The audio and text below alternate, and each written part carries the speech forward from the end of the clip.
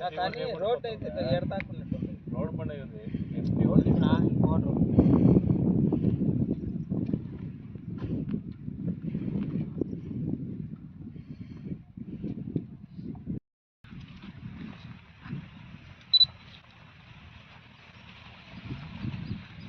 అసలు వర్షం వస్తే గమనిక బైక్ ఆగిపోయినా లెవెల్ అయిపోతాయి.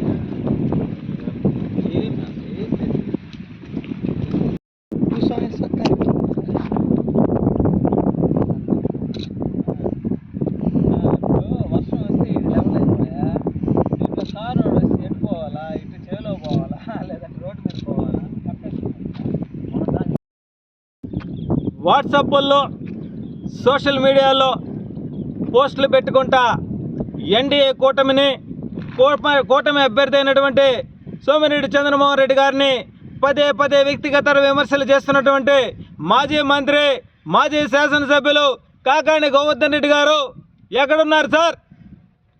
గత 5 ఏళ్ళు మీ పరిపాలనలో ఏదైతే వెంకటాచల మండల వాసి 11వ ఉపరాష్ట్రపతి వెంకయ్య నాయుడు గారి ఊరికి వెళ్ళేటువంటి చవటపాలెం రోడ్డు, మరి ఈ రోడ్డు 5 సంవత్సరాల పాటు అస్తవ్యస్తంగా గుంటలమయమైపోయి కనీసం వర్షాలు పడినా మామూలు సమయంలో కూడా పోయేదానికి సరైనటువంటి రోడ్డు నిర్మాణం లేక ధ్వంసమైపోయి ఉంటే 5 సంవత్సరాల పాటు కనీసం వచ్చి ఆ రోడ్డును పరిశీలించడం కానీ, ఆ గుంటలను పూడ్చడం కానీ, కనీసం మరమ్మతులు చేపించడం కానీ ఆలోచన లేదు అని అంటే మరి నీకు లెక్కలేంతనమా?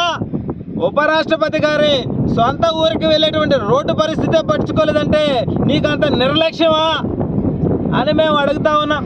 ఈరోజు సోషల్ మీడియాలో వాట్సాప్లో పోస్టులు పెట్టుకుంటా మార్పింగ్ చేసుకుంటా కాలయాపన చేస్తున్నావు తప్ప నువ్వు బయటకు వచ్చి నేను ఈ పని చేసి నీ నియోజకవర్గంలో ఈ రోడ్డు వేసాను, ఈ ఊరిని బాగు చేశాను అని ఒక్క మాట కూడా చెప్పుకోలేనటువంటి పరిస్థితి. ఈరోజు మేము ఒకటే అంటున్నాం, కనుపూరు నుంచి చవటపాలెంకి వెళ్ళేటువంటి రోడ్డు గతంలో కూడా నీ ప్రభుత్వం అధికారం ఉన్నప్పుడు పదే పదే గుర్తు చేశాం.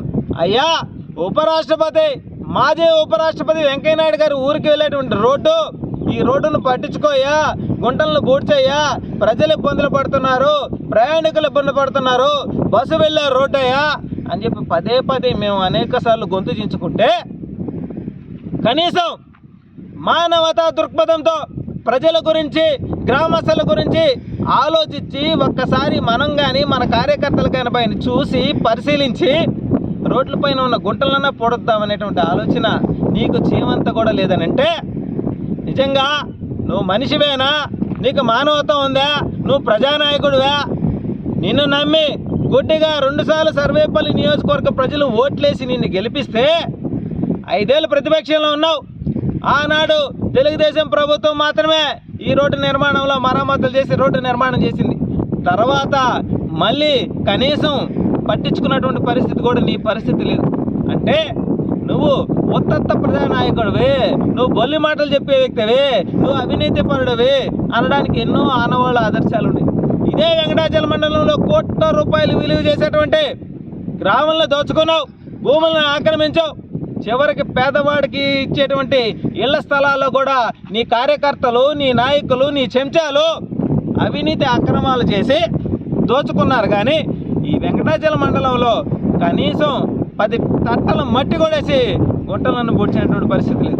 నేను ఒకటే తెలియజేస్తా ఉన్నా, గోవర్ధన్ రెడ్డి గారు, మీకు గౌరవంగా ఎన్డీఏ కూటమి ప్రభుత్వం అంటే గ్రామాలను అభివృద్ధి చేసుకోవడం, రోడ్లపైన ఉన్న గుంటలను పూడ్చడం, శ్మశానాలను అభివృద్ధి చేయడం, గ్రామ పంచాయతీలకు నిధులు తీసుకురావడం, పంచాయతీలు పల్లెలు పట్టకొమ్మలలాగా తయారు చేయడమే ఎన్డీఏ కూటమి లక్ష్యం. కాబట్టి అదే లక్ష్యంతో పనిచేస్తూ ఉంది కూటమి ప్రభుత్వం. నువ్వు అవాక్కులు చవాక్కులు పేలే సమయం నీకు లేదు, నీకు మాట్లాడే అర్హత లేదు, మీడియా సమావేశాలు పెట్టే అర్హత లేదు. నువ్వు చేసిన అవినీతి అక్రమాలని ప్రజలే తిప్పికొట్టారు.